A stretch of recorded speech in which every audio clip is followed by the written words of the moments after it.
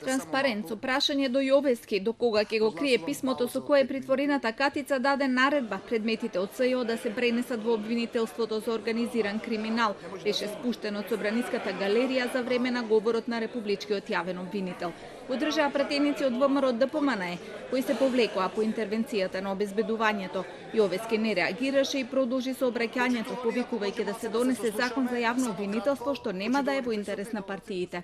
Решенијата во законот не треба да задоволуваат нечии дневно-политички потреби и интереси, ниту да бидат резултат на пазарење, туку да го усогласат домашното законодавство со законодавството на Европската Унија и на подобар начин да ја постават внатрешната организација на јавното обвинителство.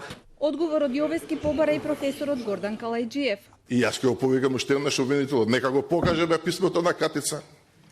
Зошто Катица не е суспендирана кој што бараше законот и тогаш и сега? И сега пишува. Кога ќе оди у притвор ќе се суспендира. Можеше Катица да ги даде предметите на Марко? Па ќе беше Калајџиев остро искритикува дел од одредбите дека се смешни и дилетантски, особено делот во кој се вели дека постапките треба да продолжат. Вели дека постапките кои се спорни не може да ги воскресне политички субјект. Министерката за правда побара мислење од присутните за спорните одредби кои се со месеци камен на сопнување меѓу партиите. Каква треба да биде улогата на политичките партии во номинирање или во избирање на јавни обвинители? Дали треба да се вклучува тука политиката воопшто или не?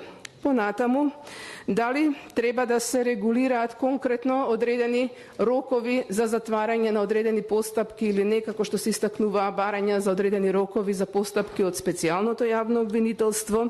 Академик Камбовски рече дека законот мора да се донесе и по цена да се одложат изборите, додека професорките од правниот факултет критикуваа дека законот е речиси целиот противуставен и треба да се доработи, наместо да се барат во третинско мнозинство за да се донесе ваков како што е.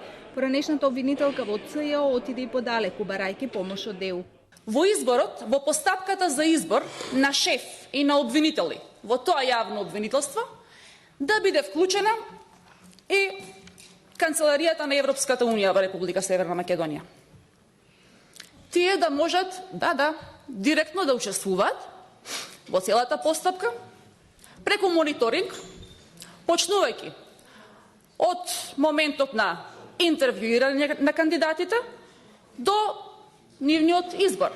Расправата продолжува и утре. Законот е се уште во работна верзија и ќе биде поднесен во собранието откако експертите ќе го кажат своето мислење. ВМРО ДПМНЕ дадоа бројни забелешки, а власта се обидува да обезбеди двотретинско мнозинство и без нив.